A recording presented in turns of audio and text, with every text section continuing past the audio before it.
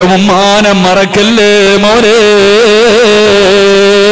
റസൂലുള്ളാഹി പറയുകയാ, ഉമ്മാന്റെ മുഖത്ത് നോക്കിയിരുന്നാൽ ഇബാദത്തിന്റെ പ്രതിഫലമാ. അല്ലാഹുവിന്റെ റസൂൽ പറയുന്നു, 3 ഖുർആനിലേക്ക് നോക്കാ റബ്ബ് നിനക്ക് കാഴ്ച തന്നല്ലോ. ഓതാൻ അറിയില്ലെങ്കിലും ആ പരിശുദ്ധമായ ഖുർആൻ എടുത്ത് കയ്യിൽ വെച്ചിട്ട് അല്ലാഹ് എനിക്ക് ഓതാൻ അറിയില്ലല്ലോ റബ്ബേ. ഒരുപാട് ആഗ്രഹമുണ്ട് പടച്ചവര്. പരിശുദ്ധമായ ഖുർആൻ എടുത്ത് കയ്യിൽ വെച്ചിട്ട് ഖുർആനിന്റെ ആയത്തുകളിലേക്ക് നിന്റെ കണ്ണുകൊണ്ട് നോക്കിയാ ഇബാദത്തിന്റെ പ്രതിഫലമാ വാപ്പാ. അതുകൊണ്ട് ഓതാനറിയില്ലെങ്കിൽ പടച്ചവന്റെ പള്ളിക്കകത്ത് വന്നിരുന്നിട്ട് ഖുർആൻ എടുത്ത് കയ്യിൽ വെച്ചിട്ടിരുന്ന് കരയണം വാപ്പാ. അതിലേക്ക് നോക്ക് വാപ്പാ. അല്ലാഹുവേ, നിന്റെ കണ്ണിനെ കാഴ്ച ശക്തി അല്ലാഹു തരുമല്ലോ. കണ്ണിന് കാഴ്ച ശക്തി അല്ലാഹു തരുമല്ലോ. നിന്റെ മാരക രോഗങ്ങൾ അല്ലാഹു പുറത്തു തരുമല്ലോ.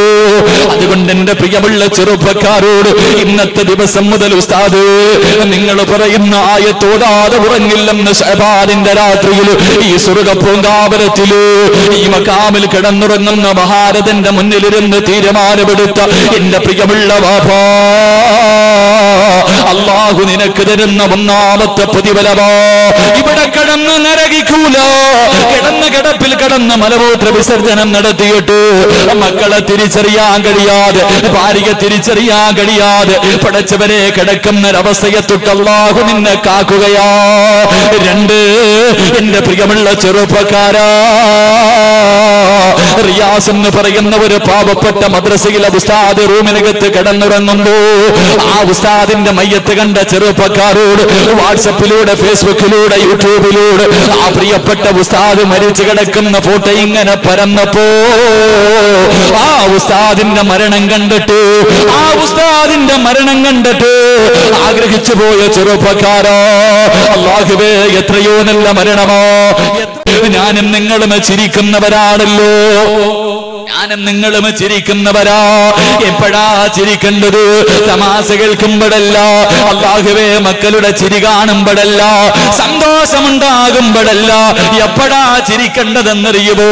എന്റെ പ്രിയമുള്ള ചെറുപ്പക്കാരോ, ഒരു ഫോട്ടോ എടുത്തിട്ട് ഫേസ്ബുക്കിൽ ഇട്ടിട്ട് ലൈക്കിന് തണ്ടുന്ന മക്കളോട് എത്ര പേര് കമന്റ് ചെയ്തു, എത്ര പേര് ഷെയർ ചെയ്തു, എനിക്കെത്ര ലൈക്ക് കിട്ടിയെന്ന് തെണ്ടുന്ന എന്റെ പ്രിയമുള്ള ചെറുപ്പക്കാരോട്, പൊന്നുമോനെ ലൈക്ക് മേടിക്കണമടാ, പൊന്നുമോനെ ലൈക്ക് മേടിക്കണമടാ. എപ്പോഴാ ലൈക്ക് മേടിക്കേണ്ടത്? അത് ഫേസ്ബുക്കിൽ ഫോട്ടോ ഇട്ടിട്ടല്ല ലൈക്ക് മേടിക്കേണ്ടത്, ജീവിച്ചിരിക്കുമ്പോഴല്ല ലൈക്ക് വാങ്ങേണ്ടത്. എന്റെ പ്രിയമുള്ളവരെ, ലൈക്ക് വാങ്ങേണ്ടത് എപ്പോഴെന്നറിയുമോ? 100 കണക്കിന് ആൾക്കാരുടെ ലൈക്ക് വേണ്ട.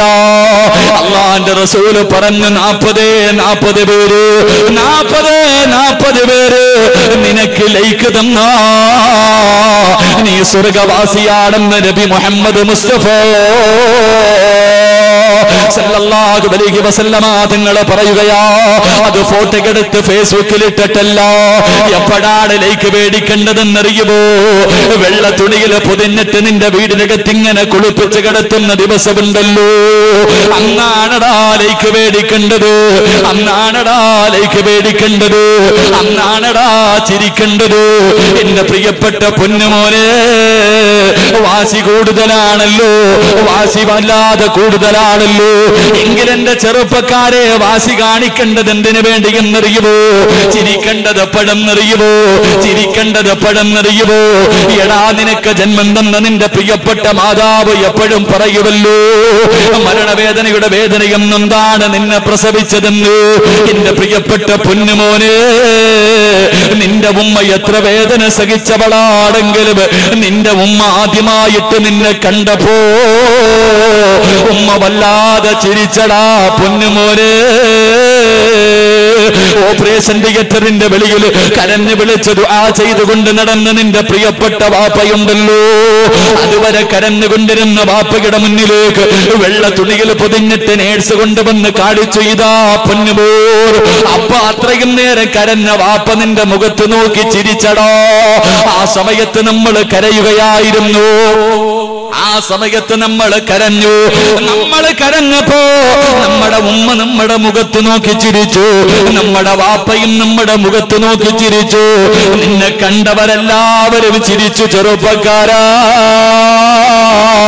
അവര് നിന്നോട് കരുണ കാണിച്ചില്ലടോ. ഉമ്മ പാല് തന്നപ്പോഴും ചിരിച്ചുകൊണ്ടാ പാല് തന്നത്. അതുകൊണ്ട് ചിരിക്കേണ്ടതപ്പോഴാ. അന്തല്ലദീ വലദത് ഉമ്മുക ബാക്കിയാ വന്നാസു ഹൗലക യൽഹഖൂന സുറൂറാ وجهد لنفسك أن تكون إذا بكوا في حال موتك لاحقا مسرورا. ഒരിക്കലും ധരിക്കാത്ത വെള്ളത്തുടിയിൽ കുളിപ്പിച്ച അല്ലാഹുവേ, പടച്ചവരെ നിനക്ക് സുറുമ എഴുതിയിട്ട് വീടിനകത്തിങ്ങനെ കട്ടിലിനും മലർത്തിക്കിടത്തുന്ന ദിവസമുണ്ടല്ലോ. അന്ന് വാപ്പ കരയുമടാ, ഉമ്മ കരയുമടാ, ഭാര്യ മക്കള് കരയുമടാ, കൂട്ടുകാരൻ കൂടപ്പുറപ്പം കരയുമടാ. എല്ലാവരും കരഞ്ഞ് കരഞ്ഞ് വീടിനകത്ത് കടത്തിയിരിക്കുന്ന നിന്റെ മയ്യത്തിന്റെ മുന്നിൽ വന്നിട്ട് മുഖത്തിട്ടിരിക്കുന്ന വെള്ളത്തുണി ഉയർത്തുമ്പോ അവിടെ കിടന്ന് ചിരിക്കണം മോനെ.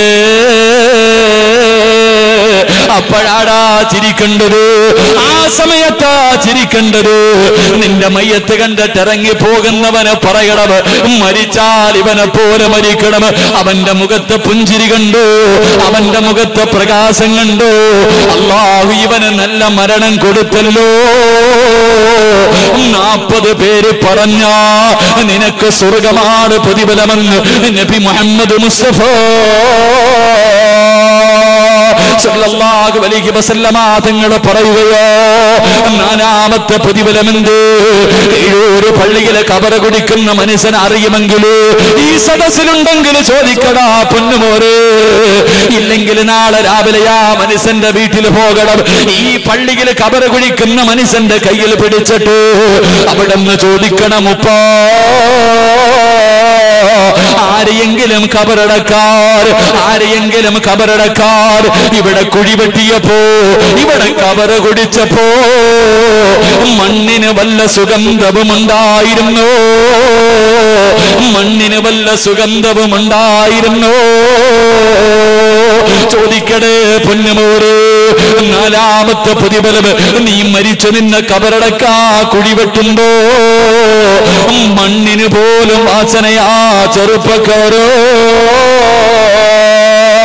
എന്റെ പ്രിയമുള്ള പെങ്ങള്, 5ാമത്തെ പ്രതിഫലമെന്ത്? 5ാമത്തെ പ്രതിഫലമെന്ത്? എന്റെ പ്രിയപ്പെട്ട പെങ്ങളോട് ഓതാൻ കഴിയുമോ? മഗ്രിബിന്റെയും ഇശാഇന്റെ ഇടയിൽ യാസീൻ ഓതണ്ട, സജദ ഓതണ്ട, മുൽക്ക് ഓതണ്ട, പടച്ചവനെ വാക്യ ഓതണ്ട ഒരുപാട് നല്ല സമയമാണല്ലോ. ദുആ ചെയ്താ സ്വീകരിക്കുന്ന സമയമാണല്ലോ. ആ സമയത്ത് ടിവിയുടെ ഫ്രണ്ടില് പെറ്റുകിടക്കുന്ന മുടി നരച്ചുപോയ മരണവൻ കാത്തിരിക്കുന്ന നന്നാകാ മനസ്സില്ലാത്ത ഉമ്മ ഖുർആൻ റിമോട്ട് പിടിക്കുന്ന കൈയെടുത്ത് മാറ്റിയിട്ട് റബ്ബേ ശഅബാ മാസമാണല്ലോ, ഈ മാസത്തിലെങ്കിലും ഞാൻ നന്നായില്ലെങ്കിൽ ഞാൻ നശിച്ചു പോകുമല്ലോ, ഞാൻ നരകത്തിന്റെ തീക്കുണ്ടാരത്തിൽ കടന്ന് കരിയുമല്ലോ. ആരടി മണ്ണിനകത്തെന്നെ കൊണ്ടുപോയി കുടിച്ചിടുമ്പോ സീരിയലിന്റെ നടിമാര് വരില്ലല്ലോ, എന്റെ ഭർത്താവ് വരില്ലല്ലോ, എന്റെ കൂടപ്പുറപ്പ് വരില്ലല്ലോ, നൊന്ത് പ്രസവിച്ച മക്കള് വരില്ലല്ലോ. അതിനകത്ത് കടന്ന് പാമ്പുകളും തേളുകളും പുഴുക്കളും എന്നെ തിന്നുവല്ലോ അല്ലോ. അതിനകത്ത് നരകത്തിന്റെ തീ കൊണ്ട് നിറയ്ക്കുമല്ലോ അല്ലോ. പ്രസവ വേദന അനുഭവിച്ചവളാണല്ലോ, എന്നെ കൊണ്ട് മരണവേദന സഹിക്കാ കഴിയില്ലല്ലോ. പ്രസവത്തിന് ഇത്ര വേദനയാണെങ്കിൽ റബ്ബേ 500 മലക്കുകൾ എന്റെ ശരീരത്തിന്റെ 365 നാഡീനരമ്പുകൾ വലിച്ചു പതിക്കുന്ന ദിവസം വേദന സഹിക്കാ കഴിയാതെ കിടന്ന കിടപ്പിൽ കിടന്ന മലമൂത്ര വിസർജനം നടത്തേണ്ട ഗതി എനിക്ക് വരുമല്ലോ. അല്ലാഹുവേ, എനിക്ക് നന്നാകണമെന്ന ചിന്തയോട് പരിശുദ്ധമായ ഖുർആനിലെ ഒരേ ഒരായത്തെ പറയുന്നുള്ളൂ. ഖത്തമോദണമെന്ന് പറയുന്നില്ല, ജുസുകളോദണമെന്ന് പറയുന്നില്ല. പരിശുദ്ധമായ ഖുർആനിലെ ഒരേ ഒരായത്തല്ലേ നിനക്ക് പറഞ്ഞു തരുന്നുള്ളൂ. തിരക്കല്ലേ പെങ്ങള്, തിരക്കല്ലേ പെങ്ങള്. 24 മണിക്കൂറിന്റെ തിരകൾക്കിടയില് പാതിരാത്രി വന്ന് കിടന്നുറങ്ങുന്നതിന് 1 മിനിറ്റ് മുമ്പെങ്കിലും അല്ലാഹുവിന്റെ ഖുർആനിൽ ഈ ഒരായത്തെങ്കിലും ഓതാനുള്ള മനസ്സ് നിനക്കുണ്ടെങ്കിൽ അല്ലാഹു തരുന്ന പ്രതിഫലമെന്ത്? നിന്റെ വീട്ടിലെ ഏറ്റവും കൂടുതൽ കരച്ചിൽ കേൾക്കുന്ന ഒരു സമയമുണ്ടല്ലോ പടച്ചവരെ, കീഴൂര് പള്ളിയുടെ സൈഡിലിരിക്കുന്ന മയ്യത്ത് കട്ടില് നിന്റെ വീടിന്റെ മുന്നിൽ കൊണ്ടുവെക്കുമ്പോ അല്ലാഹുവേ, ഇന്നലെ വരെ സ്വന്തമായി കുളിച്ച നിന്നെ അതാ നാളെ ആൾക്കാർ കുളിപ്പിക്കുകയോ. പെണ്ണുങ്ങളെ കുളിപ്പിച്ചിട്ട് നിന്റെ ശരീരത്തിൽ സുഗന്ധങ്ങളൊക്കെ വെച്ച് പഞ്ഞികളൊക്കെ വെച്ചിട്ട് അല്ലാഹുവേ, ജീവിതത്തിൽ ഒരിക്കലും ധരിക്കാത്ത പടച്ചവരെ, ജീവിതത്തിൽ ഒരിക്കൽ പോലും ധരിക്കാത്ത വെള്ളത്തുണിയിൽ പൊതിഞ്ഞിട്ട് നിന്റെ മയ്യത്തെടുക്കുമല്ലോ. പള്ളിയിലെ ഉസ്താദ് വന്ന് ദുആ ചെയ്തു കഴിഞ്ഞു, കാണേണ്ടവരെ മുഴുവനും കാണിച്ചു കഴിഞ്ഞു. എന്നിട്ട് മയ്യത്ത് കട്ടിലേക്ക് എടുത്തു വെക്കുകയാണ്. എന്നിട്ട് മയ്യത്ത് കട്ടിലേക്ക് എടുത്തു വെച്ചിട്ട് 6 പേര് ലാ ഇലാഹ ഇല്ലല്ലാഹ് 6 പേര് മയ്യത്ത് കട്ടിലെടുക്കുമല്ലോ, 6 പേര് മയ്യത്ത് കട്ടില് ചുമക്കുമല്ലോ. അല്ലാഹുവിന്റെ ഖുർആൻ ഓതുന്ന വാപ്പോ, ഖുർആൻ ഓതുന്ന പെണ്ണ്, നിന്റെ മയ്യത്ത് ചുമക്കുന്നത് മക്കളല്ല, കൂടപ്പുറപ്പല്ല, നാട്ടുകാരല്ല. അല്ലാഹുവിന്റെ മലക്കുകളെ കൊണ്ട് മയ്യത്ത് ചുമപ്പിക്കണ്ടു. അല്ലാഹുവിന്റെ മലക്കുകള് ജീവിതത്തിൽ തെറ്റെന്നറിയാത്ത മലക്കിനെ കൊണ്ട് മയ്യത്ത് ചുമപ്പിക്കണ്ടേ വാപ്പോ. അല്ലാഹു നിനക്ക് തരുന്ന പ്രതിഫലവാ. അതുകൊണ്ട് ഇന്നത്തെ ദിവസം മുതൽ ഒരേ ഒരായത്തെ പറയുന്നുള്ളൂ, ഒരേ ഒരായത്തെ പറഞ്ഞു തരുന്നുള്ളൂ. ഓതാനുള്ള മനസ്സ് കാണിച്ചോ അല്ലാഹു തരുന്ന 6ാമത്തെ പ്രതിഫലമെന്ത്? മരിക്കുന്ന സമയത്ത് മലക്കുകളെ സ്വാഗതം പറയുന്നത് കേട്ടിട്ട് മരിക്കണ്ട്. അല്ലാഹുവിന്റെ ഖുർആനിന്റെ ആയത്ത് കേട്ടിട്ട് മരിക്കണ്ട്. എന്റെ പ്രിയമുള്ളവരെ, ജാബിർ റളിയല്ലാഹു തആല അൻഹു പറയുകയാണ്, ഇബ്നു അബ്ബാസ് റളിയല്ലാഹു തആല അൻഹു അവിടുന്ന് വഫാത്തായി. ജാബിർ റളിയല്ലാഹു തആല അൻഹു തായിഫിൽ വെച്ചാണ് മരിച്ചെന്ന വാർത്ത കേൾക്കുന്നത്. എന്റെ ചെറുപ്പക്കാരോ, ഖുർആൻ ഓതുന്ന നിനക്ക് അല്ലാഹു തരുന്ന അവസാനത്തെ പ്രതിഫലമാ. മോനെ, മദ്ഹ് പറയുന്നത് കേട്ടിട്ട് മരിക്കണം പൊന്നുമോനെ. അല്ലാഹുവേ, ഇബ്നു അബ്ബാസ് റളിയല്ലാഹു തആല അൻഹു അവിടുന്ന് മരിച്ചത് അതാ മയ്യത്ത് കാണാൻ ജാബിർ റളിയല്ലാഹു തആല അൻഹു വീട്ടിലേക്ക് കടന്നു വരുമ്പോ പടച്ചവരെ, മയ്യത്ത് കുളിപ്പിച്ച് കഫം പൊതിഞ്ഞിട്ട് വീടിന്റെ വെളിയിലിറങ്ങി മയ്യത്ത് കെട്ടിനകത്തേക്ക് ജനാസ എടുത്തു വെക്കുമ്പോ സുബ്ഹാനല്ലാഹ്, കാണാനടകുള്ള ഒരു പറവ പറന്നു വരികയാ, ഒരു മനോഹരമായ പക്ഷി പറന്നു വരികയാണ്. മയ്യത്ത് കെട്ടിനകത്തേക്ക് കയറുകയാണ്. ആൾക്കാർ എത്ര നോക്കിയിട്ടും പക്ഷി ഇറങ്ങി പോകുന്നില്ല. കാണാനഴകുള്ള സ്വർണത്തിന്റെ നിറമുള്ള ഒരു പക്ഷി ഇങ്ങനെ മയ്യത്ത് കെട്ടിനകത്ത് കയറിയിരിക്കുകയാണ്. എന്ത് ചെയ്തിട്ടും ഇറങ്ങി പോകുന്നില്ല. അവസാനം ജാബിർ റളിയല്ലാഹു തആല അൻഹു പറയുന്നു, ഇബ്നു അബ്ബാസ് റളിയല്ലാഹു തആല അൻഹുവിന്റെ ജനാസ കൊണ്ടുവന്നു. പടച്ചവരെ, ഖബറടക്കുന്നതിന് വേണ്ടി മയ്യത്ത് ഖബറിലേക്ക് ഇറക്കുമ്പോ ആ പറവ പറക്കുകയോ. അവസാനം മയ്യത്ത് ഖബറിനകത്ത് ഇറക്കി വെച്ചു, പലകകളെടുത്ത് നിരത്തി മണ്ണിട്ട് മൂടിക്കടിഞ്ഞിട്ടു. എല്ലാവരും പിരിയുമ്പോ ആരോ ഖുർആൻ ഓതുകയാ. പള്ളിക്കാറ്റിലൊരു ഖുർആനിന്റെ ശബ്ദം കേൾക്കുകയാ. ആരോ ഖുർആൻ ഓതുന്ന ശബ്ദം കേൾക്കുകയാ.